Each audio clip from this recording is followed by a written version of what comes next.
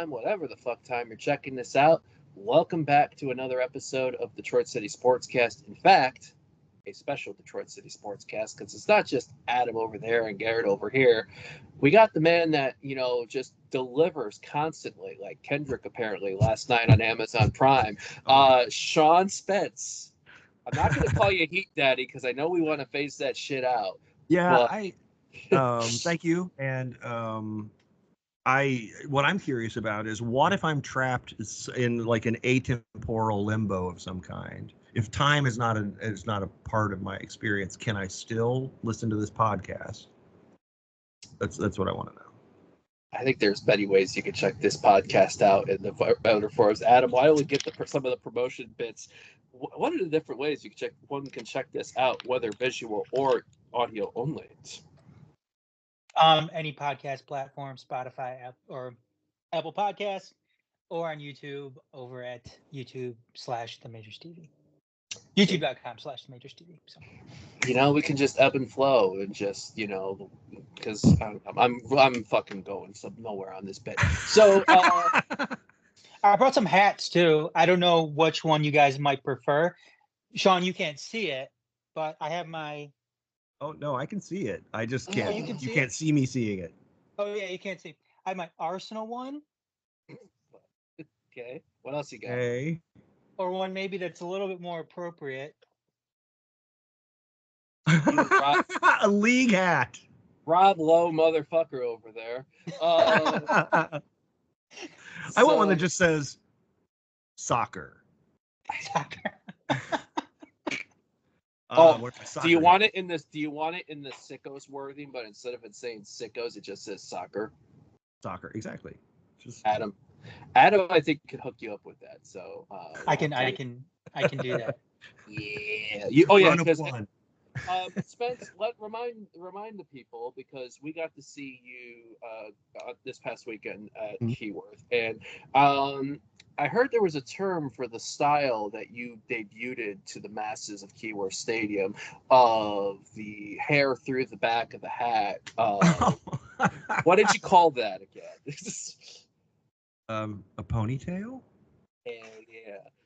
I mean, yeah, my hair was like I was putting I usually wear a fitted hat, but my hair's gotten quite long, and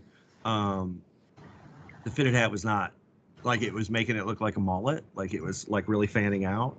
And I grew up in Indiana in the 80s, so I do not associate mullets with any kind of anything good, like the real life Joe Dirt was a dickhead. Fuck that guy. So anyway, I don't wear mullets. So I had to change to a hat with a little hole in it so I could pull my hair through it. And then Sarah told me that looked dorky. She's like, no, you need a hair tie, dude. It looks ridiculous. So I don't know. It didn't look dorky at all. It looked pretty rad. Well, yeah, I had a hair tie on. Okay. But like when I pull it through the back of my Domino's hat, just to get it out of the way. Yeah. I've already gotten used to looking like a tall, pale gringo version of Magdalena Ordonez with this hair and the Tigers fitted cap right now. So, yeah, you had a different, experience than I did with you grew up in the time when the mullet was a post mullet thing where it was now ironic, right? When I was growing up, like the people who would say it's business in the front and party in the back were not referring to something that was haha. They were like looking at you and being serious. They weren't even really referring to it as mullets then. It was just a straight up bi-level haircut, if I believe. I can't remember what they called it, but I mean, it was always awful. Yeah. As you could tell, feathered. Yeah. Crazy. We're gonna get it where you see we're debuting hairstyles of the 1970s, 80s, 90s, and 2000s, which will eventually drop out later this year when we don't have any sports to talk about. But we have a lot to talk about now without sports. Yeah, we do. Let's get into all of the Detroit City business. It's been a month and I think a couple days since we last gathered for a City Make Spence. So why don't we start off with the men? Since we've last gathered, Detroit City in their last couple of games have turned the tides around that the previous three matches. were kind of causing some issues and some chest pains and maybe some indigestion in the form of a 3-0 Open Cup loss to Indy 11, where I said Indy played the way we played in 2022, 2023 to get wins. Yeah, it was very, defense first and very direct. And it like tore us to pieces, frankly, which is frustrating. A Wednesday later, also a trip down similar ground to Lynn Family Stadium in Louisville City. So Detroit City jump out to a lead, playing decent football. However, Louisville equalized, and then we forgot to play defense the second half and let in 4 goals. To which, if the club, no more fucking bus trips on Wednesday nights, period. None. Please. Adam's been talking about that enough times. I feel like I have to carry that on, or else he's going to rant on about that. Yeah, that is a good point. That I think it's tough because really, like if you're going to do bus trips, it's Louisville or Indy, right? Like or Pitt. Yeah, I guess you could go to Pittsburgh. But you're starting to really stretch out then. Like you're starting to think like, well, I mean, could we go to Loudoun? Like, I mean, you could, but it's a very long trip. And on a weekday, once Milwaukee joins, I'm sure that'll be a great one. Eventually Chicago's going to have a team, somewhere. Maybe Grand Rapids if they raise if this hotel tax thing that they're sure. Yeah, so there's going to be like, okay, so I wrote in the after the last match that we now we've learned some things about what was happening behind the scenes when the team kind of fell apart there. We won 5 games in a row, and then we drew 2 and lost 3 in a stretch of 5. So we were winless. We won 5 in a row, and then we're winless in 5. And since then, we've won 2 matches in the league. Right. So, So, I think that obviously the first thing that we knew was that Elvis Amo got hurt. And, he got hurt in the 4th match. We went out. We did manage to win the 5th match, but we were clearly scrapping offensively in a way that we hadn't been prior to his injury. So these last 2 matches, he's back. Now he's only playing like very limited minutes at the end of a match, but he swung the match really when he came on against Charleston. The other thing is that Ali Coote had some things going on at home back, family things that he moved. It's the first time he's moved away from the UK. He's played in Scotland and Ireland and grew up in England, and like he's been all around the Isles, but across the Atlantic is a lot different deal. And I think he thought it was going to be great, and then when he started having issues that he would ordinarily be really in it with his family, and he couldn't because he's trying to FaceTime across a 6-hour time difference, like he was just sad. And you could see the life go out of him, right? Like we were all like, geez, he doesn't look happy in the little walk around videos and stuff.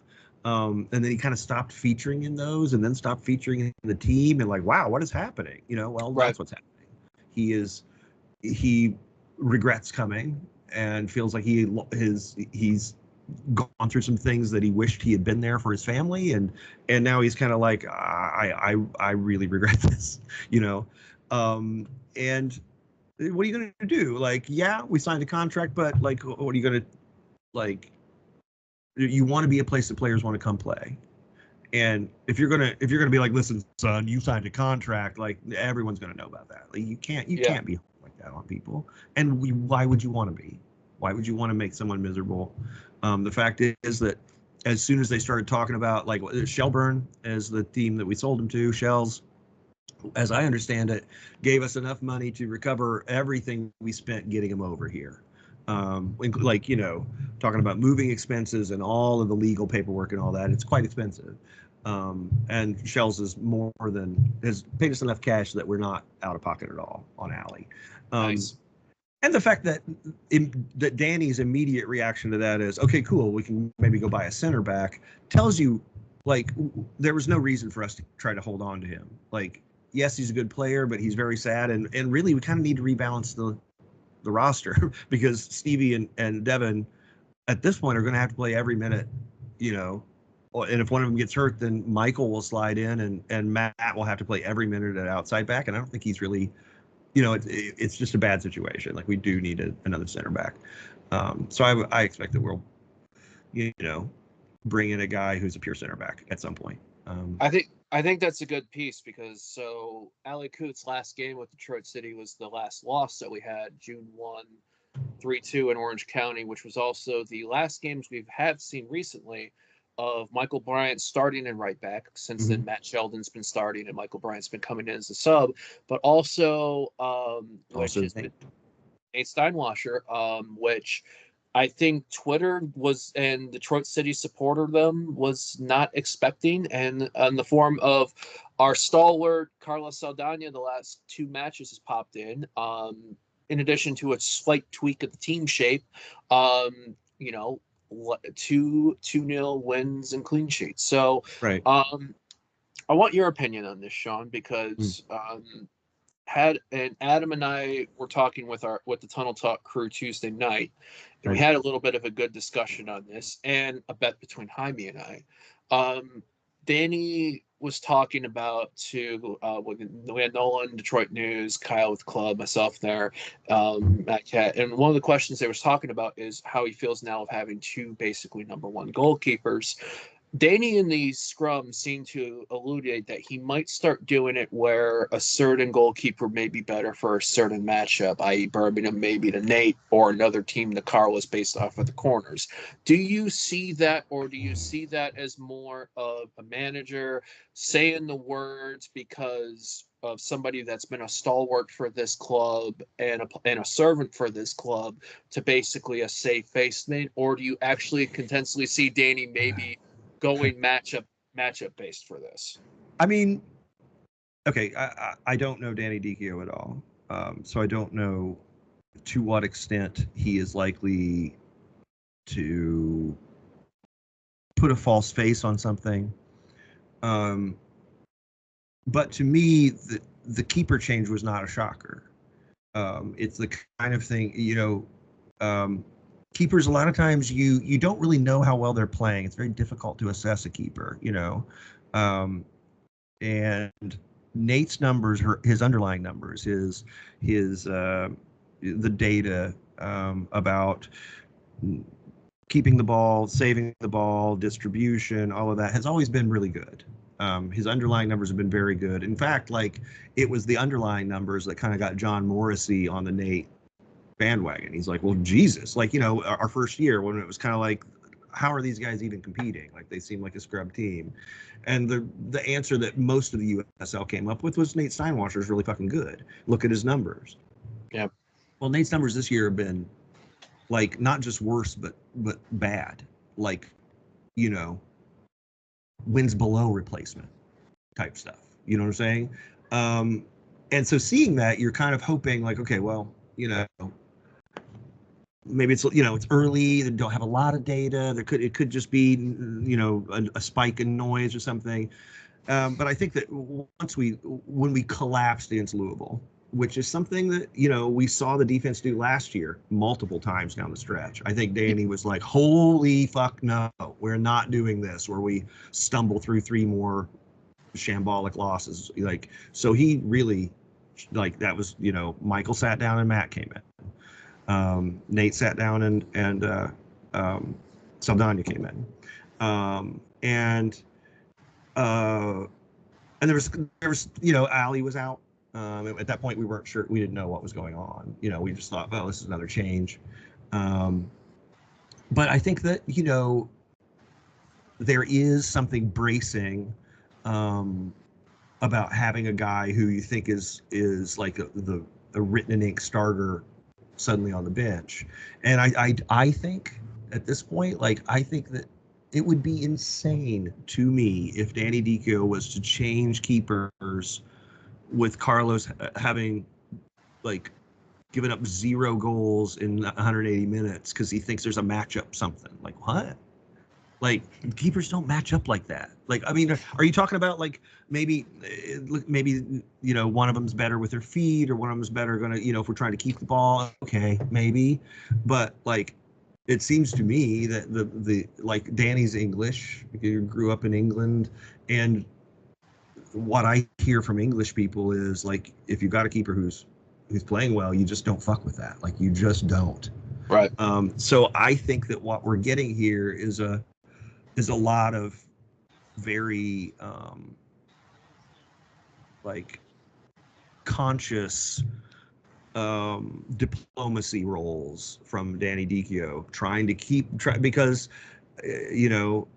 Nate is a powerful voice in the locker room, and if he feels salty, it could fuck things up. Yeah. So like you may understand that like, okay, I've decided that I'm going to go with Nate, or I'm not going to go with Nate, and that is like if that continues through the year, he's probably just going to retire at the end of the year, right? Like we've wondered if he was going to retire every off season. Like if he stops playing, he'll just quit, and because he's he got other shit to do. So yeah, I think that this is Danny trying to make sure he's keeping Nate on side and keeping the group ethic working at a moment when it's working. I see where you're coming from, Sean, because it's not like you're playing pitching matchups here. It's not like you're putting in a lefty, to take on a lefty, exactly, or a righty to take on a righty. Exactly. Like, well, and even in the field, you could see something like that. But in keeper, like, oh man. No, yeah, exactly. It's hard. I mean, when you say something like that, it does. I don't want to say it's you're trying to save face or anything like that. But it's just it seems like you're just it's an abundance of caution thing. Yes, you're not trying to throw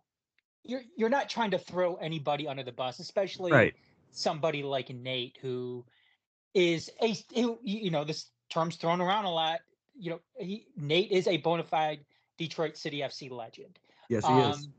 You don't want to embarrass. You don't want to come out and say. It doesn't seem like Danny's that type of guy. I don't know Danny either, but it doesn't seem like he's the type of guy that's going to come out and say, "Yeah, Nate's playing like shit. I needed to sit him down." Right. Yeah. It seems like when we've seen Detroit City be ruthless, they're usually ruthless in silence. Sure. What they did with Cyrus, like, don't feel good about it, don't like it, think he should have had a contract and been playing the USL. But at least they didn't go out there and talk about it like, hey, we decided fuck that dude, no, they just kind of were quiet about it. A lot of people still don't know how it really went. Even some diehard supporters. That tells you how quiet it was. Right, and I just think this is just being professional in a lot of ways, Real quick, Sean, because I don't, like I said, I'm not as well versed in city history as you guys are, but I don't know if this is a luxury too that Trevor has had, but Nate has played so well when he was with Trevor. But is this the best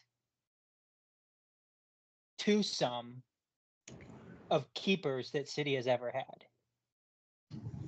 Wow, that's a tough one.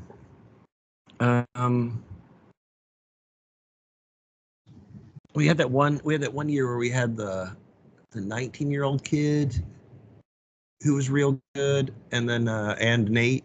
But yeah, I think this is probably the best two. I mean, because we've had Evan Lorio at one point. Right.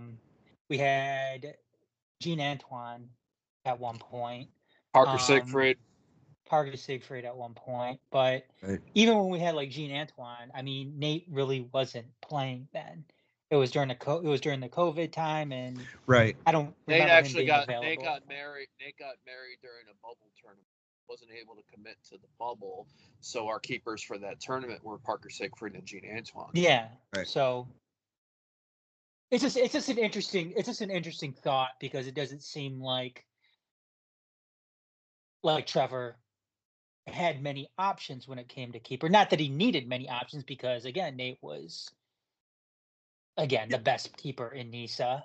Yeah, I think that it's one of those things where you like you're trying to put a roster together and you don't have enough resources and you're kind of constantly scrapping. So like when you got it, when you find anybody you find that like seems sturdy and reliable, you're like, fuck yes, good, write them down. Like, Stevie, Nate, great, don't have to worry about those two. Let's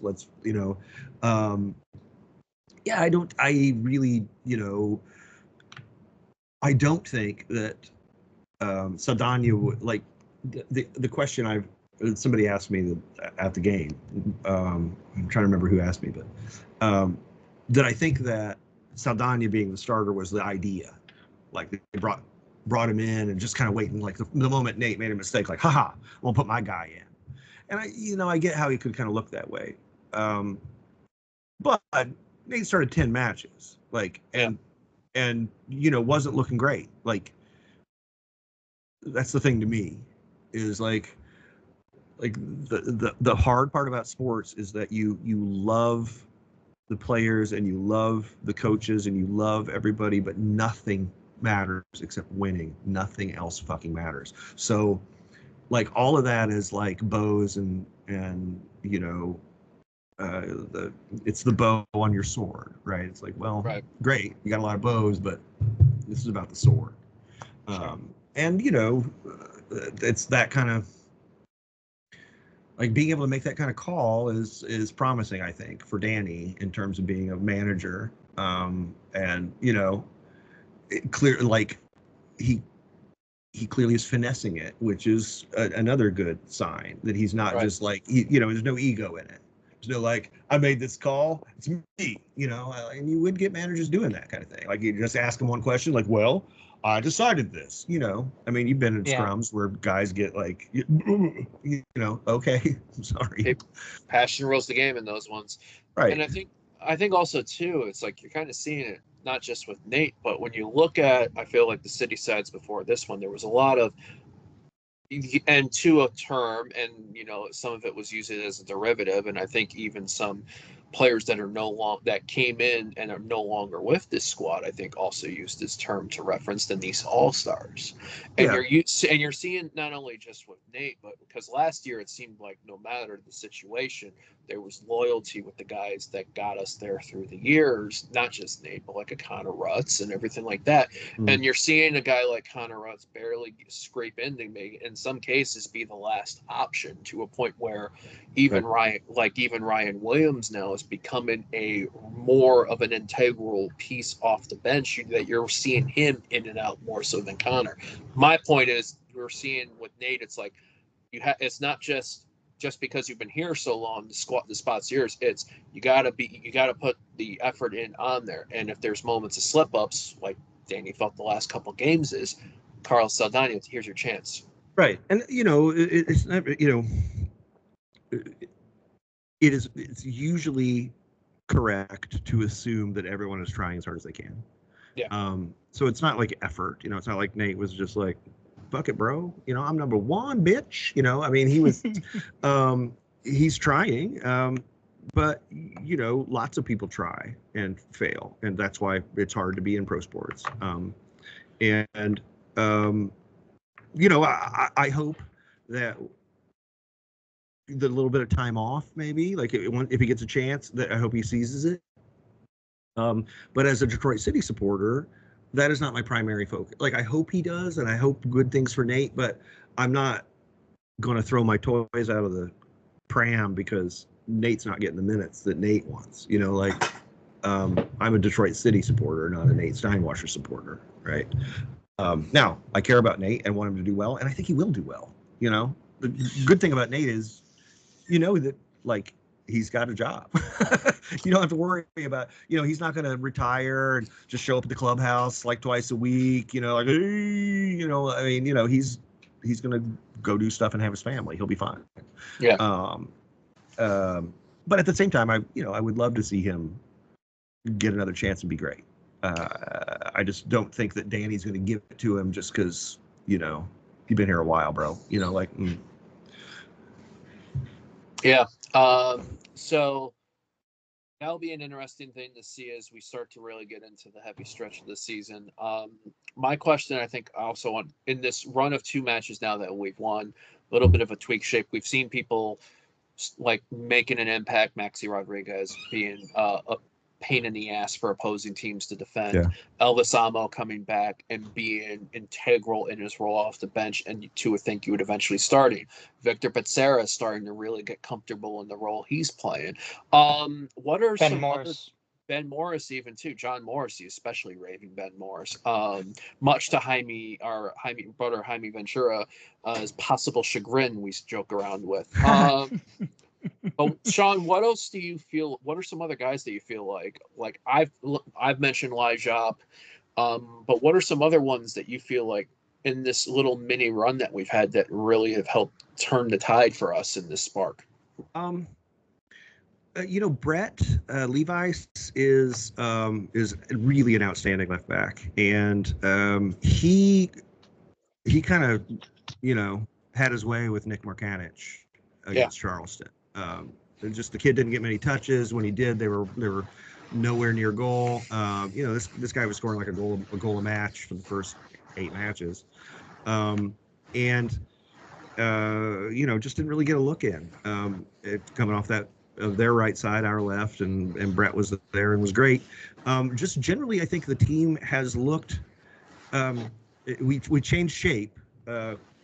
After once, I think basically we concluded we were playing a 4-2-3-1 previously, and the characteristics of it were that like James Murphy was kind of the stay at home in the double pivot, and it gets increasingly more freedom to move around because his game is just growing and growing, and I think that Danny's just kind of like, well, let's see what you can do, like go ahead, bro, like just keep it coming because. He's like 23. He's still becoming the player he's going to be, and it's exciting. So those things stayed the same in this new shape, except that now Ben has kind of come into the midfield and is playing as sort of a Mazzala Carolero. Like he and Lai are taking the right and the left defensive slots.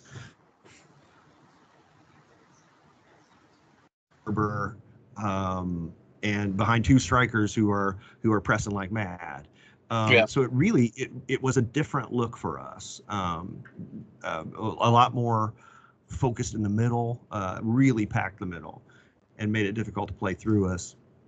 And I'm interested to see whether we, I think we're probably going to take little pieces of each shape and try to work them in together.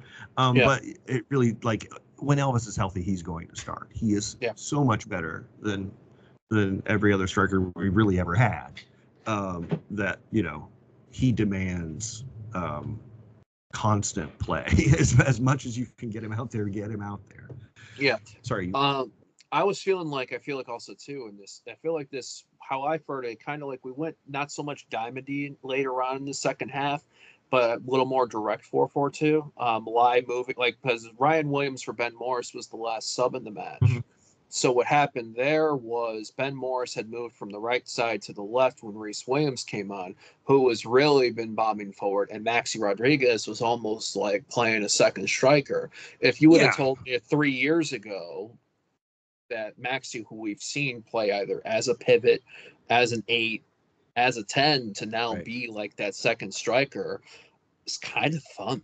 To be honest. It is fun, and he has taken on the emotional labor of being the leader. Like he wants that smoke, and that's so valuable. I think that that is one of the really canny things that Danny Dicchio did when he came here. He was like, okay, looked at the personalities on the squad, and he's like, this guy can be the bell cow. Let's do it. And it's really it's working magnificently. To me, what was happening against Charleston was Danny throwing in putting more and more and more offensive players. We basically had won the mental challenge against them. We came out, we played physically but clean early, and they just kind of came apart emotionally. They were very, very frustrated constantly throughout the match, and I think that Danny was starting to feel like, okay, well, we're probably going to keep a 0 here, but I don't see how we're going to score. We weren't coming very close to scoring either. So that's like why you bring Ryan Williams on, right? Because he is a set piece genius, and he can do that. He can give you that one moment that can maybe, I was right down there in the corner where they're taking a corner when Ryan was setting up to take a right-footed corner, and I was talking to Dave Dway. He was standing with me, and I was like, Olympico, and Ryan looked at me like he was thinking about that himself. We did not get an Olympico, but he kind of like yeah. And I was like, oh shit, is he going to go for that? He did not. But like he's got that kind of ability to just shape a ball. And that's what that was to me. Like he's fine. He can do some things within a team. He'll work, but he's obviously not super quick, and he's very small. So he's got defensive liabilities that are obvious. So you bring him in when you just like, fuck it, like we got to get a goal. Yeah. And even early too, he got a yellow card immediately when he kind of came in and kicked the dude. Yeah, because it's like the effort of like, hey, nothing's gonna come easy. So now the fact that late in the match, not only do you have James Murphy in there doing that, now you got Ryan Williams. Yeah. Right. Fuck. Yeah. Well, this team can really bring the like innocent dark energy where they're like, what, like, there's a lot of like hands in the air, like, well, I do not know what is being discussed here, where 5 seconds ago they were scared of it, embrace it. Right. Real quick for me, I just want to give a quick shout out to Matt Sheldon. Yeah. Considering the use that we're getting out of him, and considering us giving up Skaggy for him, who's not even playing soccer anymore, I think was a very shrewd move by Trevor in the offseason. So hats off to Trevor. Hats off to Matt Sheldon as well, because I think Matt Sheldon has come in and done very, very well for us. I think he's going to be around. It's like he's living in Grosse Pointe somewhere. So I think he might stay. Oh shit.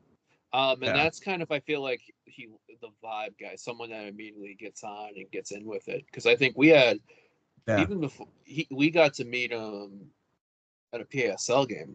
Because I feel like, I don't think you were at this one, Sean, but I just remember it was our second PASL game. And we're, Adam's got merch things he attends to. I'm running in because friends wanted to go out for my birthday in there.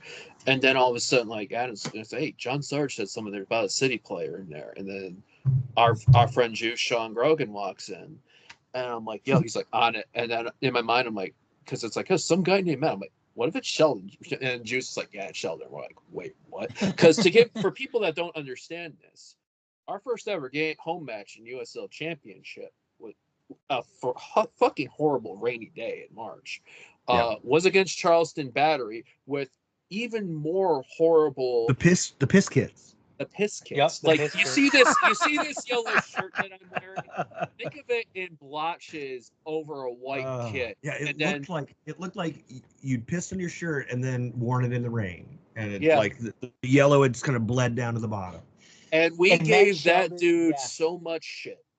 Matt Sheldon was getting the most shit that day because all of a sudden, I think it was Jam, Sean, went on Detroit City Supporter Radio with you and Dion and disclosed to everybody that he has a really, really big YouTube page. Oh, yeah. Yeah. So everybody on the fence line was making fun of Matt Sheldon for him being a quote unquote influencer. And now all of our supporters are dropping that every new episode he drops. Right. Now everybody loves his shit now. Like, I have said for years that what they need to do is get a documentary crew in there and do the like Welcome to Wrexham is, right? But I mean, we were saying that before that existed. Like, we just need to have a documentary crew in here, like just constantly taking film and it seems to me that what Matt is producing is a kind of a proof of concept of that. Like, look, there's a lot of personalities and there's weird shit that happens, and Like, this would be entertaining. They should hire him. Now Hire everybody him to. right, yeah, exactly. Don't give him any ideas. They actually might do that while he's. Well, and you know, he's played very well. You know, he's quicker than I thought he was. A lot quicker. Yes. And you know, I think like when we took him, Diane took him off at halftime against Charleston, but I don't think it was because he was playing poorly. Like usually a halftime sub is like ooh, but that to me looked more like they were targeting him in the air. They were trying. That was, you know, what Ben had picked out was like, okay, we're gonna go after Matt Shelton in the air.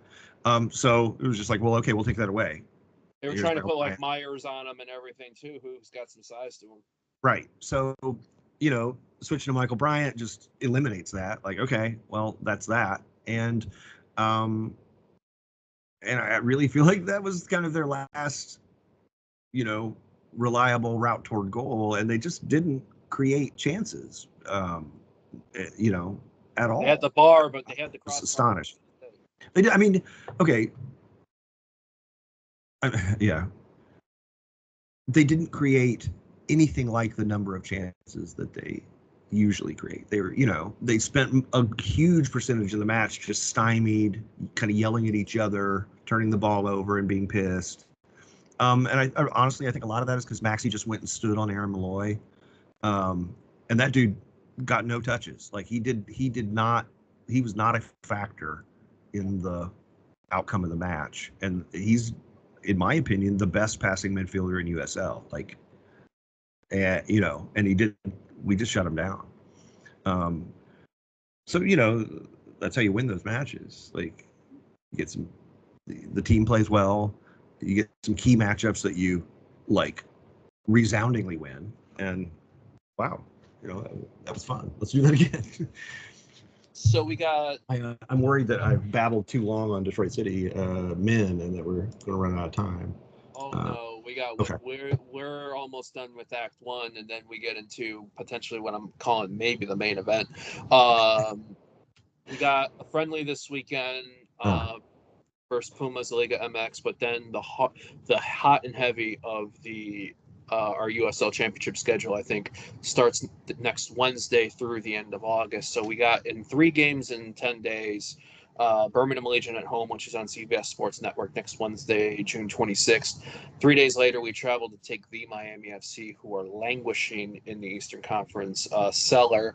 And then July 6th, a huge home game versus a Tampa Bay Rowdies side that has done weird shit like lose to Oakland Roots and then follow it up by beating Louisville in the 92nd minute after blowing the 2-0 lead.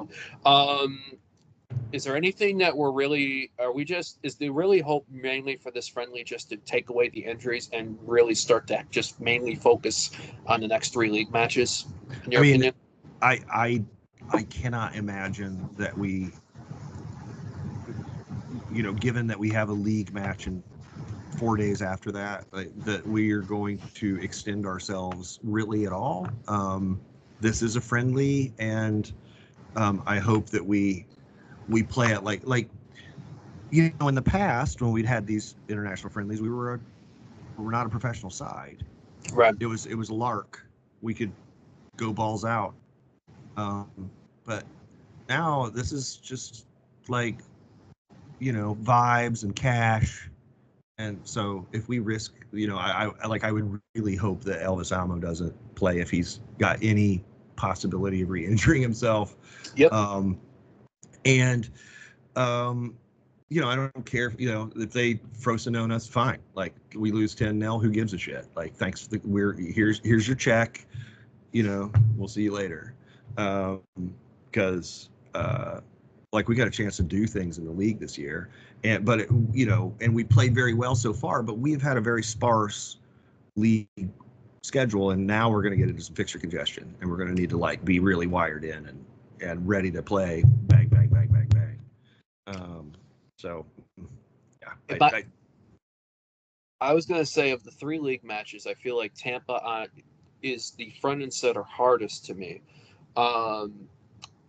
What's another? I feel like Miami could be a trap.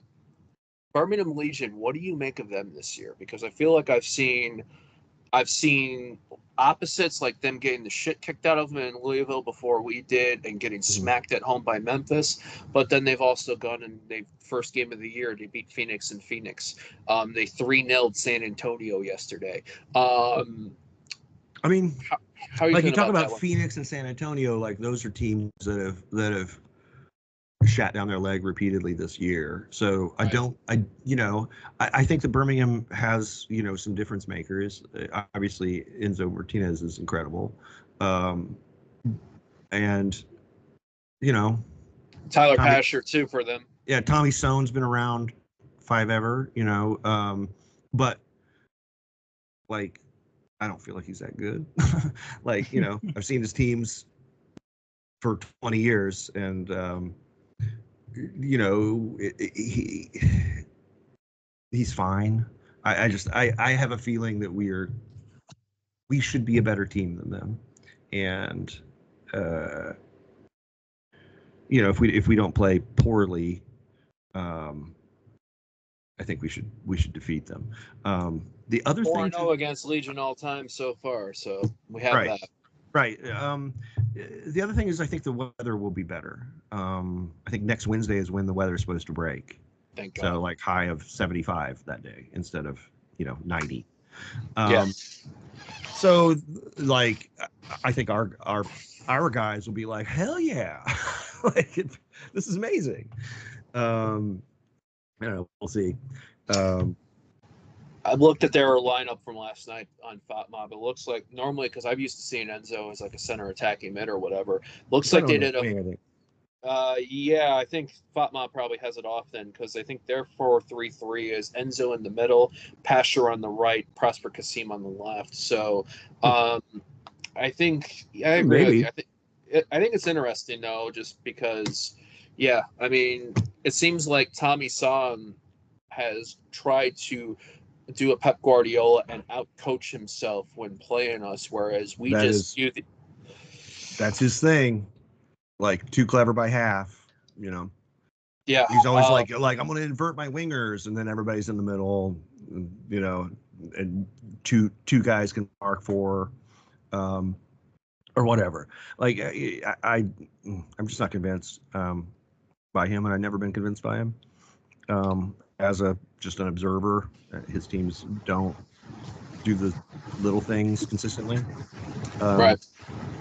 So, but I mean, I think it is interesting if you're playing Enzo, it's like a false nine. Really pulling Steve or Devin around and creating difficulties. But on the other hand, if that starts happening, they'll just probably drop James into the hole there and like almost man mark him with James. And James will either match his dark arts. That will be the dark arts. Like, yeah, exactly. They just both like vanish in a plume of purple black smoke. Like what happened? Oh, they just dark arted each other out of existence. Uruguayan versus New Jersey. Right. That is amazing.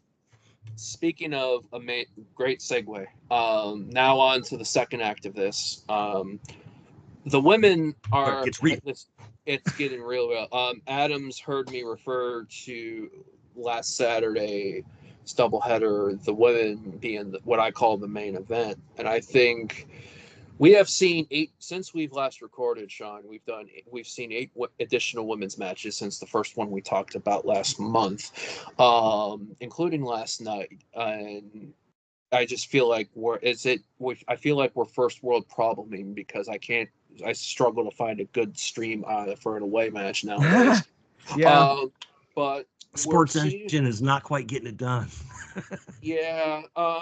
We're seeing what we call a Detroit City women's side that I think is one we haven't seen before as far as the W League side. Even during the UWS ones. To give people a rundown, Detroit City is still undefeated after 9 games played in W League play. 7 wins, 2 draws, 18 goals scored, 5 allowed, I believe, after last night. They've had some thrashings that they've done at home. Michiana Lions 5-0 just before Memorial Day weekend. Ann Arbor 4-1 on June the 8th. They've had some grind out games, a 1-0 against Cleveland Force on June 1st. One thing in common for Michiana, Cleveland, and Ann Arbor at home, all of them Sophie Romine banners outside the box, top bins. We've seen some tough road battles. 2-0, one against Kalamazoo FC, which was the absolute worst fucking stream I think I've ever seen in the first half. Credit to them, they made it right. In the second half-ish, a game where sometimes it doesn't go your way, and they'll draw at Cleveland, who, then beat Flint 7-0 over the weekend. So what do we know? And then yesterday, a tough 3-2 win, a 3-0 up at Michiana. Michiana worked their way back to cut it to within 1. And the bow, as you talked about, the absolute bow on the cake so far. Our first ever win against Midwest United on Saturday night, 2-1, a dominating first half, a dominating start of the second half. I still think that was a questionable penalty that was called on us, but we did not. It's no penal.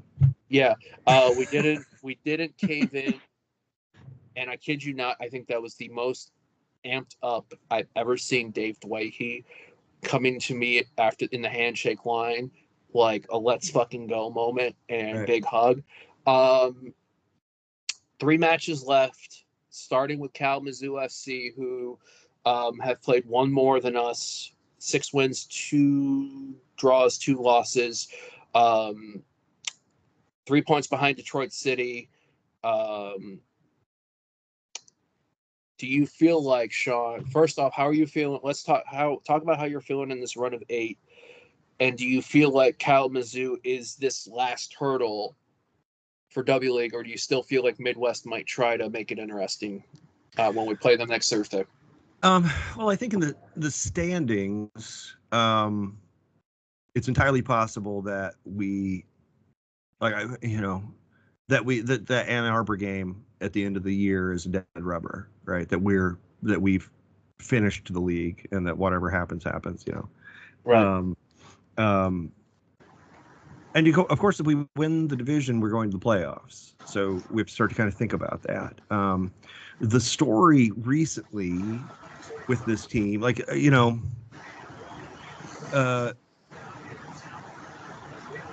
you look at these results, it can be very difficult to understand what the hell's going on, right? Like how does Flint lose 7-1 or whatever, right? And they stomped everybody last year. Well, what is going on at Flint is that they are really kind of an adjunct of Michigan Hawks, right? That's the leadership there, the coaching team there is the Michigan Hawks team, and last year they were really loaded up with Michigan Hawks players. And what happened to them this year is we beat their ass twice at the beginning of the season. So you remember the NPSL years, like you lose 2 games, you're done. Like that's it. You're not making the fucking playoffs. So they were out. So they've been rolling out, like children for some matches, like really 16-year-old defenders, things like that. And that's how you're getting these crazy results is people. Why was Michiana suddenly respectable last evening? Well, 45 minutes before the match was to begin, the teams are all warming up. These 5 players show up all together who apparently play for Notre Dame. And this is the first time they played for Michiana. They just showed up before the match and started warming. Dave told me, he's like, they just kind of walked onto the pitch and started warming up in their positions. And we're like, who are these? And okay, so that's why, Did they get blessed by the Pope or the Vatican? Right, I don't know, but I mean, they half their starting 11 just walked in right before warmups and started and was like, okay, we're here. And everybody was like, okay, well, go ahead. This is obviously your position. They just, that was, so that's why it's a little difficult where you're like, well, how did we beat them 5-0 at home? And it's only 3-2 away. And it was a struggle and really could have been a draw. Well, it's because they got a huge talent infusion. and that matters. At the same time, our talent has slowly trickled away as we've had, players. Avery Peters, who's basically the captain, she's on a mission in South Africa. Our super children, Lily Jekyll and Aubrey Champa, among a couple others, are off doing age group national qualifying stuff. They're trying to get into the national tournament that they've won a couple times. So they're with that team.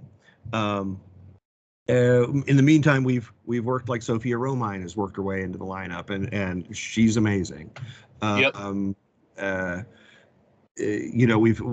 We've had I think 5 or 6 different strikers. We've added Joyelle Washington recently. She really enjoy watching her play. Yeah, she's very good, and it's interesting. Like Dave told me that Addie, after Kayla Addison, after practicing with Joyelle, was kind of like, she plays striker differently than I do, and I think I can kind of see what she's doing. Like, she has kind of adopted some of what she's seen from Joyelle into her game, and it's made her more dangerous.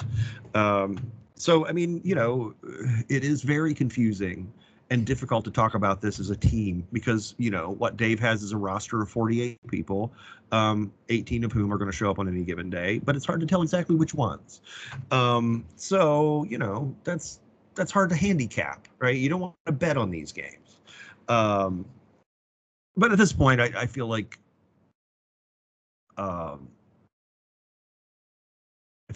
we have a 7 in 10 chance of winning this division. I know that Avery has said that if we can get into the playoffs, she should be back. I know that Acadia Murphy will be back this weekend. So, these weren't like players going back to their colleges. It was like, I've got a family vacation that's been scheduled for 6 months that's on this week. Right. Things like that. And we aren't paying these players anything, so if they're gonna take a week off in the middle of the season, like, okay. I do see people. I had the misfortune to look at the owners' Facebook group recently, and there was some talk about, like, why aren't they playing for us? Like, well, because they're people who have a lot of other things to do, and being a Detroit City player is something they do like 10 times a year, and so other shit takes priority. Like, that's how it is. Like, when we get a Super League team, we can start demanding that everybody show up, but this isn't their job. Volunteers, like, come on. Exactly. My counterpoint to anybody on that group complaining about people not being available, are these also people that have showed up for women's games, or are they exactly people? Or I will say that I was really, like, pleasantly surprised by how many people stayed after the men's game. Yes. Like, when the men's game ended and everybody stood up, I was like, oh shit, please don't tell me we're going to have 500 people watching this women's match after we just had like 8,000 people watching the men's. But it wasn't like that at all. Like, the family side was pretty full. It was a lovely evening. Like, it really was. You were talking about Joyelle Washington, and I really think that is a hell of a partnership, her and Kayla. Emily Paget still being someone that's been consistent throughout there, through the year. Faith Weber on there. Hannah Crum. Left foot. Yeah. Sneaky left foot. I've seen her.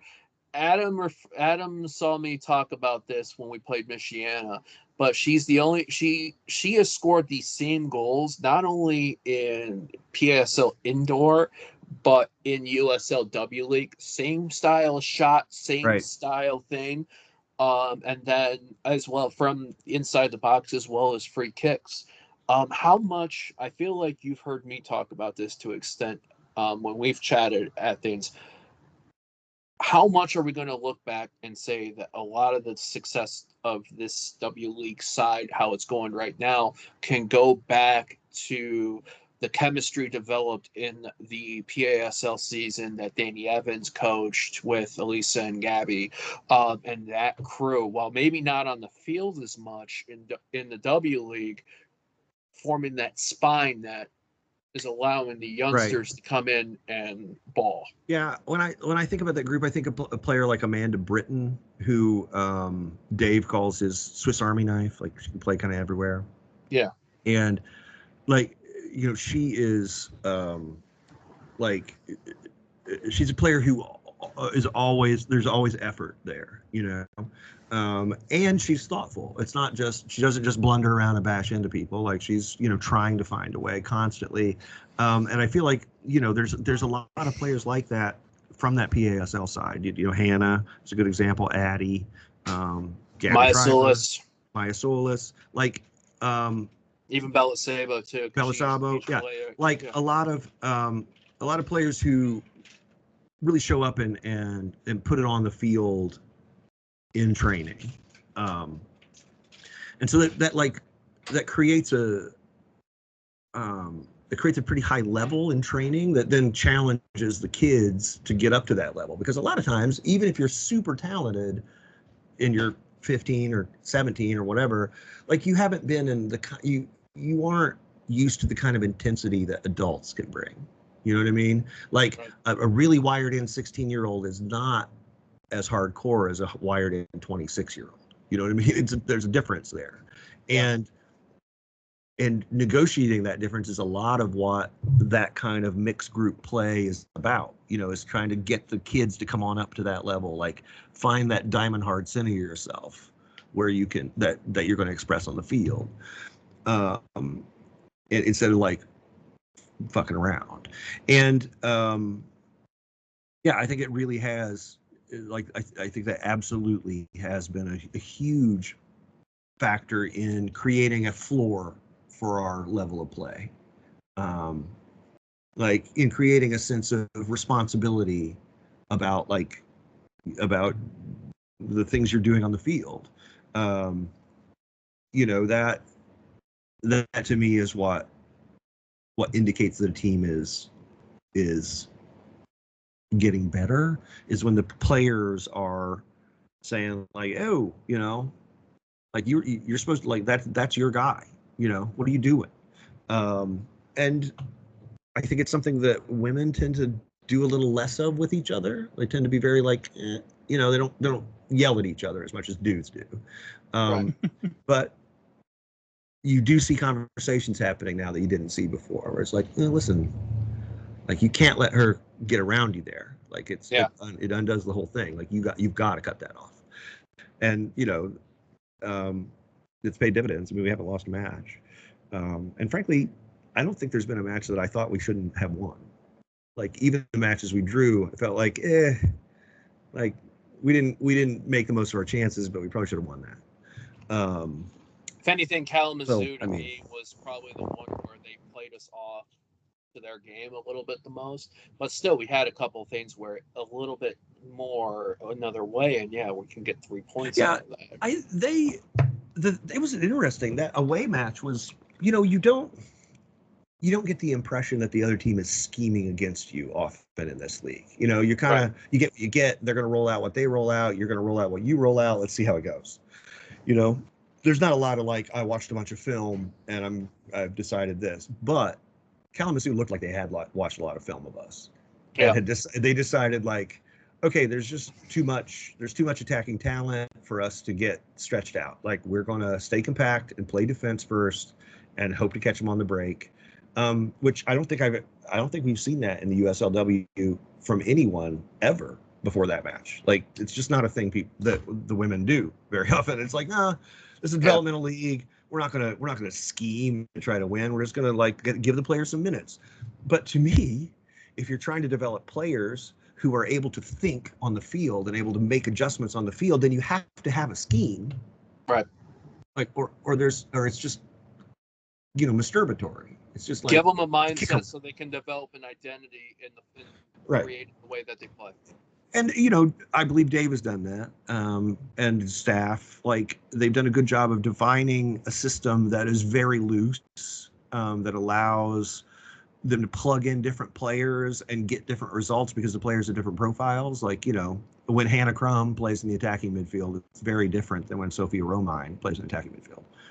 Hannah has a lot more bite. She's going to play deeper. She's not going to carry the ball as much. She's looking, she's playing balls forward. Sophia is going to carry the ball like constantly. She's going to try to win the ball cleanly, like, without touching anybody. Right. Where Hannah will just kind of break you, Yeah. And yeah, it's great. I love this team. I love watching them play. I just hope we, get to play, till the end of July. It's really such a testament to.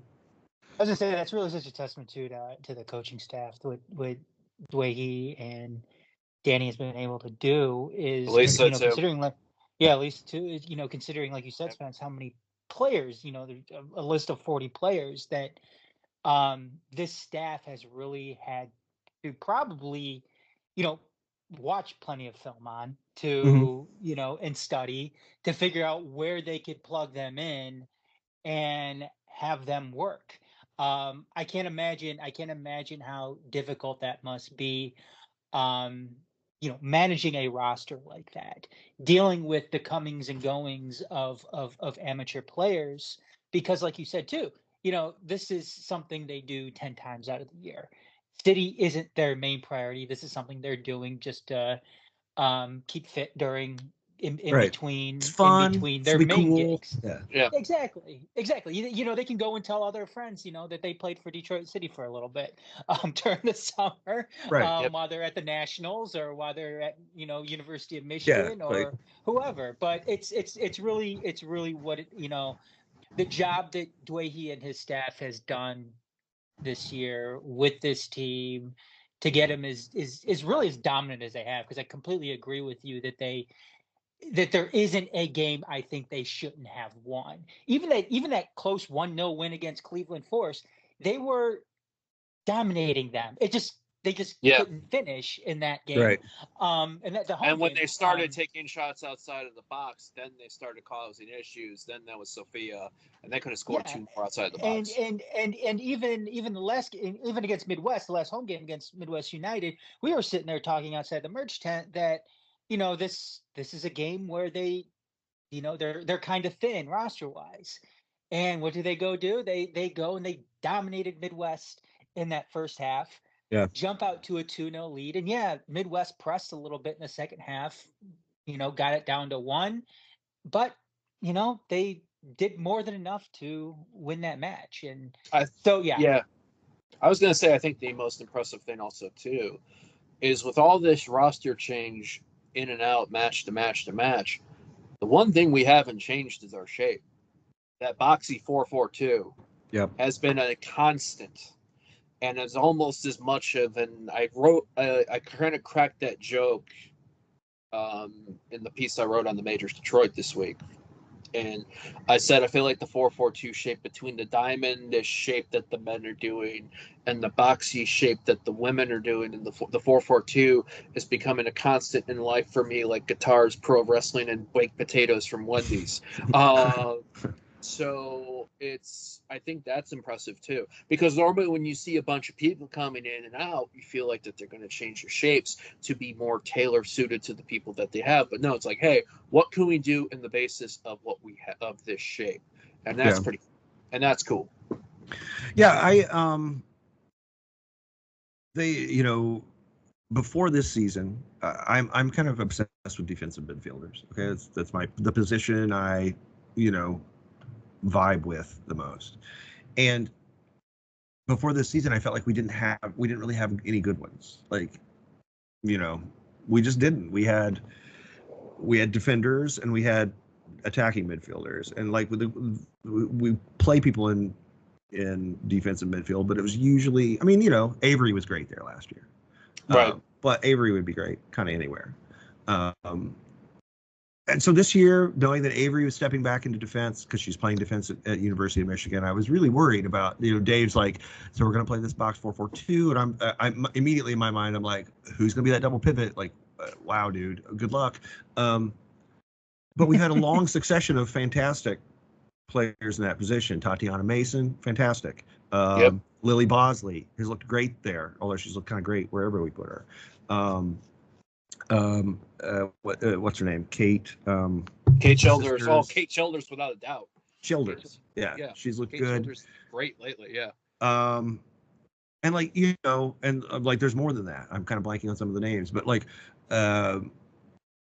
it's just really the depth of talent that they have piled up on that roster is really impressive. And if we can get more of it to show up here at the end of the season or for the playoffs, like I really do think we have a chance to do some stuff.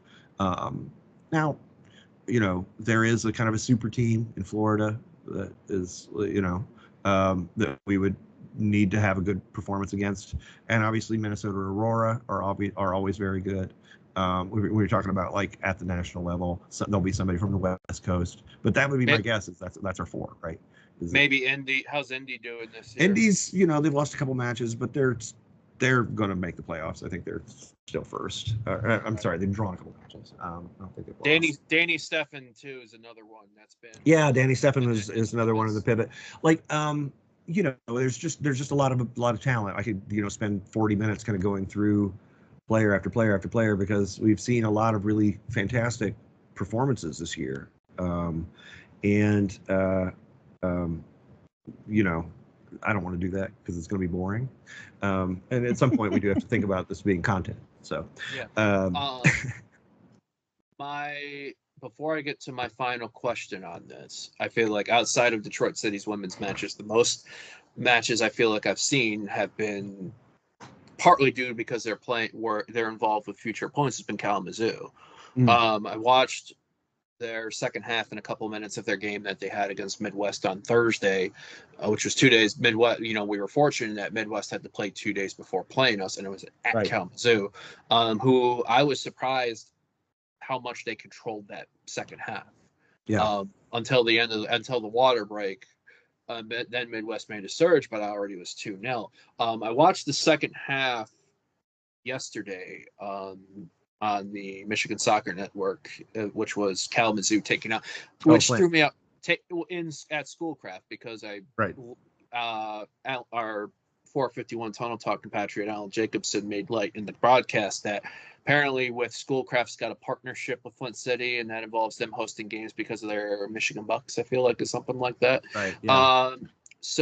But Flint City was 2-1 in that match, and Kalamazoo took over that second half and forced their way to a 3-2 and could have been more. It seems like to me it's for them, from what I'm seeing of their traits, is you're talking about, Sean, you were talking about that counter identity, but work it from inside out, especially on that left-hand side.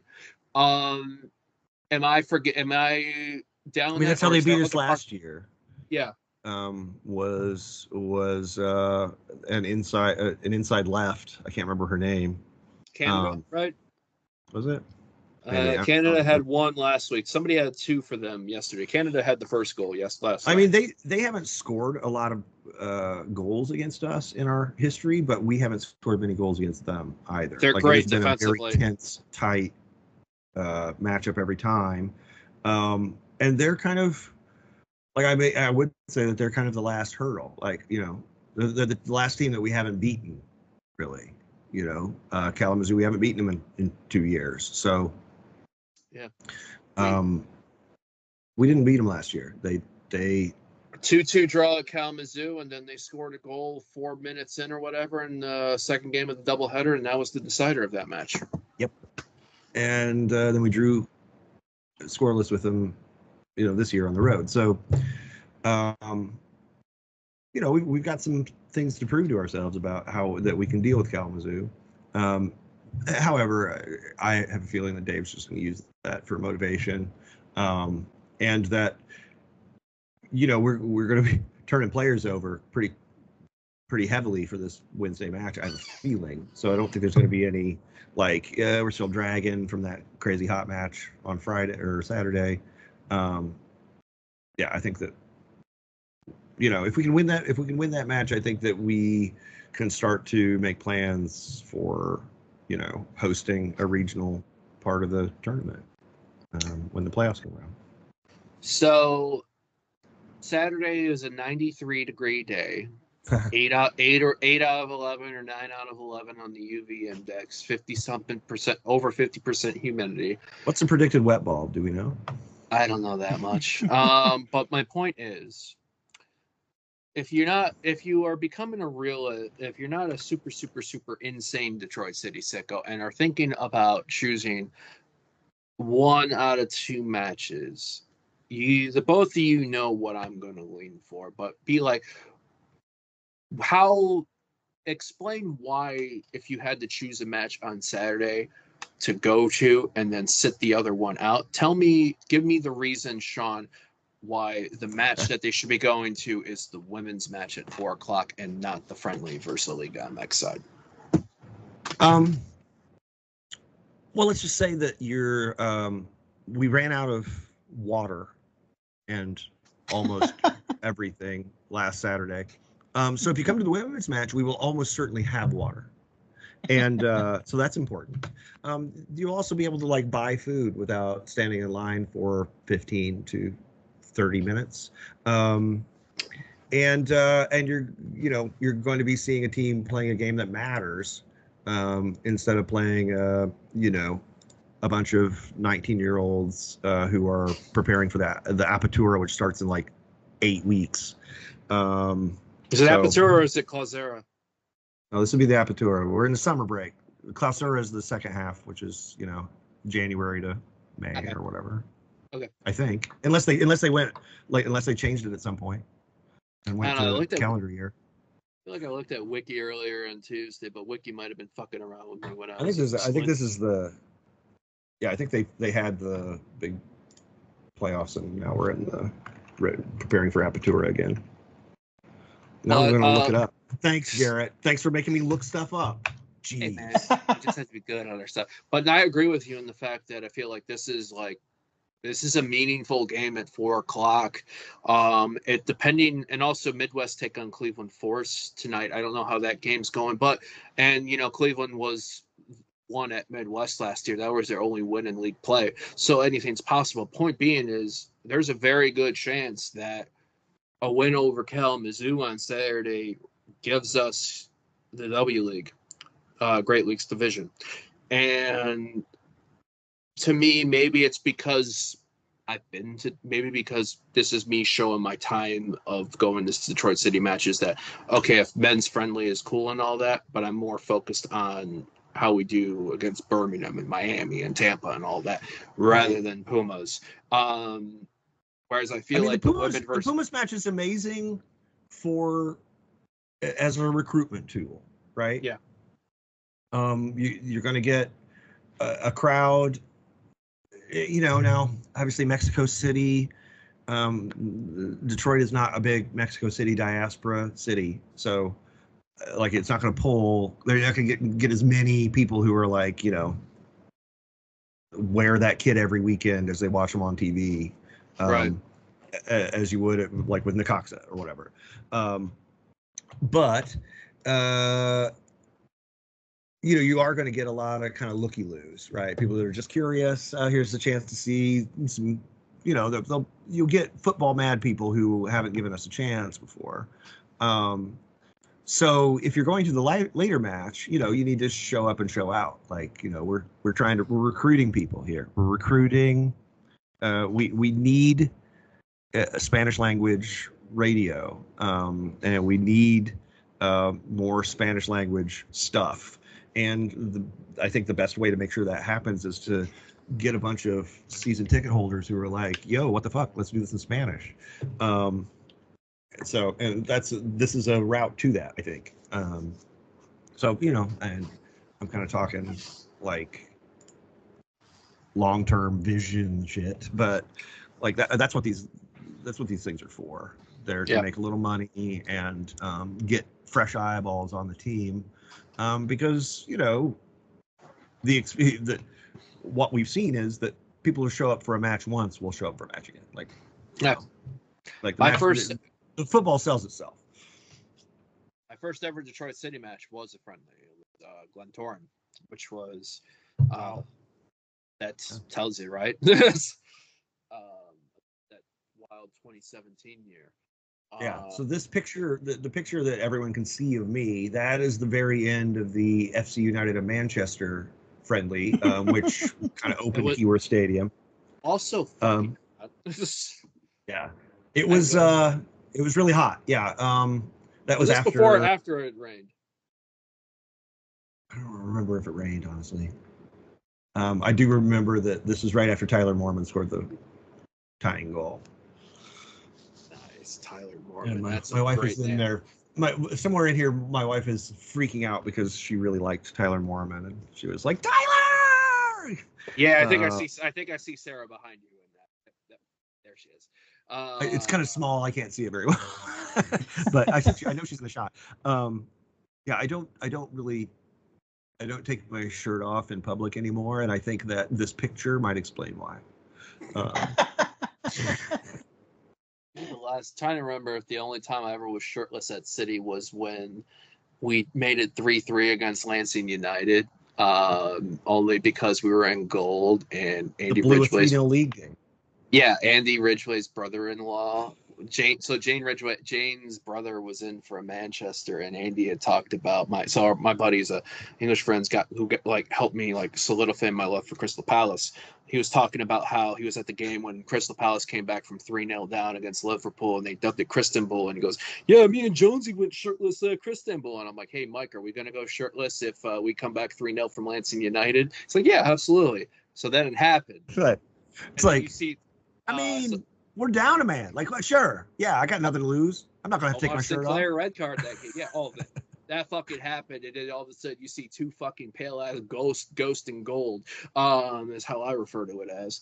But yeah, I'm with you, Sean, in the idea, because I'm going to be completely honest. Right now, it's hot on Saturday. I think I'm going to do one game. If I'm doing one game, I'm going to the women's game. It took me a good 36 hours to recover from the 10 hours at the ballpark last weekend, and it was 78 degrees. It was lovely. And since then I've worked a full week in a Domino's with a glass wall facing the parking lot and the sun, and 3 very hot ovens behind me. I can't handle being that hot for that long again. There's no way. Yeah. I come home and sit in a cold bath to try to kind of recuperate from work, and I will just I'll just die there. I'll just be sitting down there talking to Tiffany, in the trainer's corner, and then just they'll be they'll have to stop the match because they're furiously working on some poor schlub down there. It's me. I don't want that. Yeah, I don't want that. I'm not I think I probably will come down for the women's match and go home. The one complicating factor is that my daughter has a boyfriend who's never been to a Detroit City match, and she picked the 22nd, just kind of a random Saturday. She's like, "How about a game on the 22nd? Can I go to that?" So I don't know whether she still wants to do that or whether I'm going to be able to kind of put her off and get her into a match. The tickets aren't $30. I was going to say Rowdies, but then Rowdies is definitely probably be $30. Adam, what's your? I shifted this question to Sean, and you and I have talked about. How about you? If your take on Saturday, if you had to choose one, would you lean towards the first one as well for the reasons we discussed, or what's your approach to it? If you're a serious City supporter and you could only choose one, you got to choose the women's side. Yeah, it's a meaningful game. It's one of those magic number type of games where you go to the Tigers game or something like that, and their magic numbers down to 1 for them to win the pennant, and kind of like what we have here. They win that game, it's pretty much over. So, despite Midwest United, I think winning tonight 3-1 over Cleveland Forest. So. However, Midwest has to go to it's either Atwood or Schoolcraft to take on Flint City. Flint beat them 3-1 earlier in the year, but who knows what Flint City side will show up. I mean, right. it's very difficult. Like you almost have to assume that every other team is going to win every important match because you don't know what the opposition is throwing up there. Now, if we had two teams that were competing against each other for this, it would be different. It would be much easier for us. It's like Kalamazoo and Midwest were about to play each other again. Yeah. But the fact is that Midwest has lost 3 matches already. Like they're 9 points back of us. Like if we were, or no, they would be 5 points back. Yeah. Like 5 points back with 3 to play. That's a lot to overcome. Like if we don't, like really, we just need to keep getting results and we'll be fine. And like City's won it. Like, you know, we're in a situation that the men have been in repeatedly, you know, where it's like, okay, we kind of got this. But the women have never been here before. Like not even close. So this is exciting. This is for the women what 2017 was for the men. And I'm not just saying that because this is my first year. I think more like 2013. Like the second year when we like ran the table and we're like, the problem is we lost in the playoffs. Theory. Yeah. Theory. But like that's what it reminds me of is 2013. Just like, you know, running the table. Like Maybe a lot of talent beating people. Maybe it's Midwest then was to me that getting that hurdle over Ann Arbor, Monty with the right foot, all that story and everything. Yeah, that was similar to that, I think. And you know, we need to finish the deal against Kalamazoo. We've had it's always a really good match against them. And I really feel like we're gonna I think we're gonna show up and play well. You know, it's interesting to watch Dave's coaching staff. Like he's got the 2 Nates, you know, and then he's got Danny, and they're all very different personality wise. And then Dave's like, and then you got Elisa too. Right. I mean, Elisa. I mean, she is a coach, but she to me is more of like. She's a trainer, right? She's very focused on the physical side of the game. So she's making sure, like, she's really working hand in hand with the trainer and making sure that everybody's fit and ready to play. And I'm sure she contributes in other ways, but that's what I've seen her do. It's just interesting the way Dave's personality is so perfect to kind of run a group of people.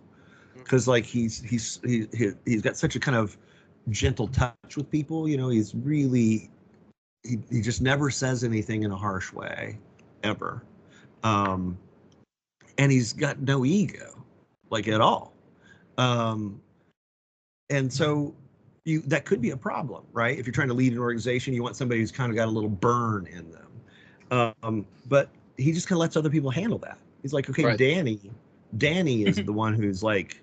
Fiery. You know, yeah, she's like very direct, like and if you saw her coaching the PASL league, like the women really listen to her. Like when she's talking, they're like, it's quiet, they're focused, and nobody's like looking around. You know, the way you read body language when people are listening to a coach, like they are very intent when Danny talks. Yep. And you know, I think I don't know, it's just a cool group. The players, the coaches, like it feels like they, you know, deserve some history. Now, a lot of people deserve things they don't get. So, you know. Right. My favorite Danny Evans quote I've heard from this PSL season, and I think used it multiple times here and to both of you guys. So Fatima Nasser, you know what I'm talking about, right? Fatima Nasser. Reference us the first time we put 15 plus goals on Waza in PSL play this year, and that was we had only scored 1 in the first period against our first quarter against Waza, and Danny Evans apparently goes to the team, asked them, "Are you having fun? It doesn't look like you're having fun." They scored 6 goals the next quarter. Yeah. Yeah, I mean. That was a fun season, man. PSL. Yeah. You know, I don't know obviously what's going to happen and there is still like there's plausible ways for this to fall apart, right? Yeah. Yeah. We could go out against Kalamazoo and get a similar outcome to the last time we played them at home, where they get a fluke goal early and we just can't create anything and they just hold us off all match. And then the cat's among the pigeons, and we need points against Midwest, and they've got vengeance on their side. So, right, and then suddenly we roll into Ann Arbor in the last game of the season, and we need points, and we humiliated them. And last three times, there's lots of motivation for all of our foes, right? And lots of reason for them to believe that their schemes are going to be the ones that undo us. So, we can't get over our skis here. Like there's 3 hard matches left, and then we'll see what happens. We've covered a whole lot. If none of this gets you to come to Keyworth on Saturday, especially for the women's game at 4:00, then we failed you. But I personally failed. I'm not giving you that. I'll take the one on this one.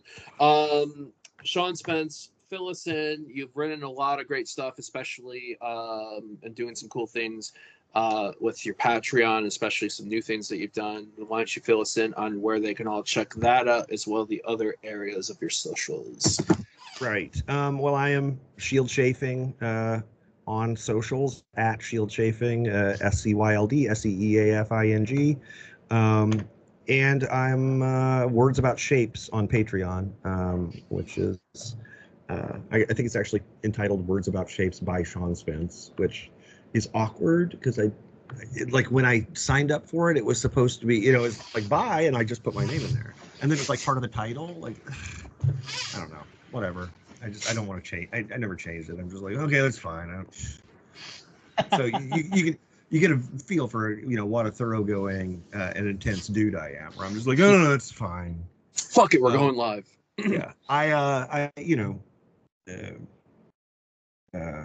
like to write about sports in a way that is not entirely sport-like,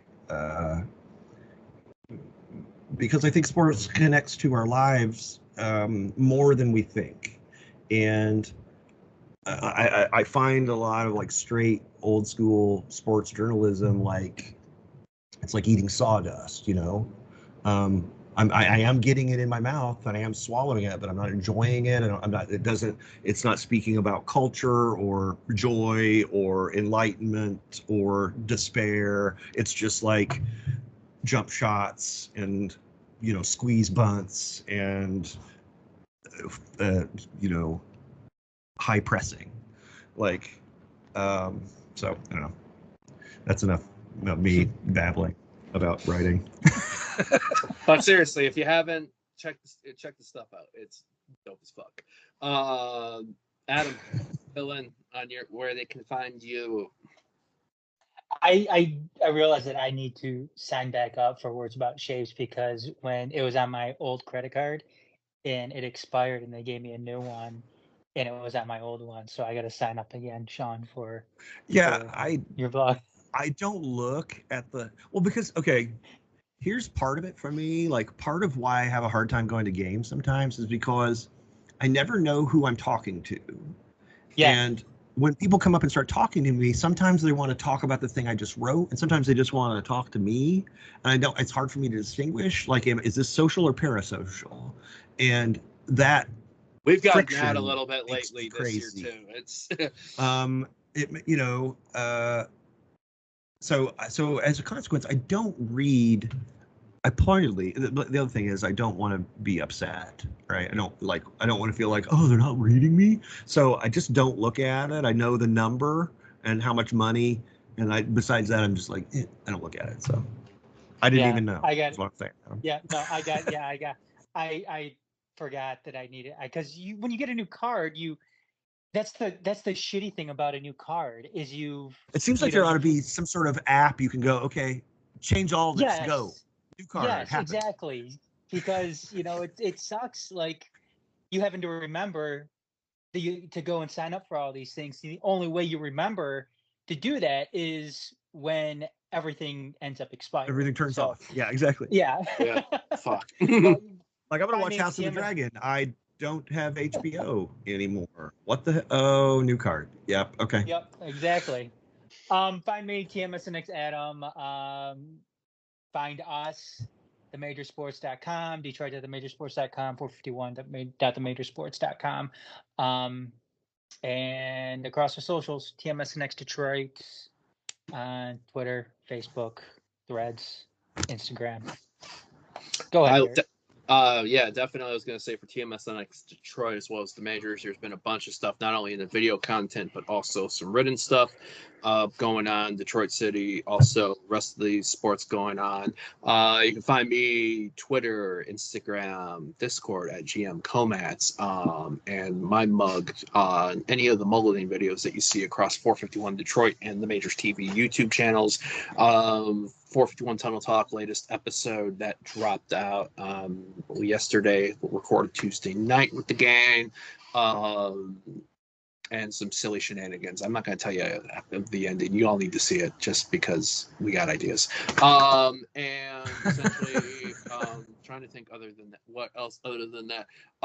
Any other stuff? Maybe if you're following, maybe tune into Hammering Down if you want to see us talk stuff with our future opponents. Yeah, Adam's ready for that. At least he didn't call me a Twitter traitor like the last time I jumped on a other supporter podcast. The only reason why you're doing anything with I used to do lots of. I like when people share, like, okay, let's talk to the enemy or whatever you want to call it. Like, I always like that thing because the only reason why he's doing it, Sean, is because we're really Caleb's a Crystal Palace supporter. I'm trying not to talk as much Palace stuff with Kaler. I might ask one question and that's it. Yeah, yeah. I know Kaler's name and I know he's on the USL show. But Arsenal, huh? Going with Arsenal? Hey, funny thing, Sean, because Adam put that hat on when I did what was RIFCation for Rhode Island and now Tide Talk. The two hosts for there, one was Spurs, one was Arsenal. Wow.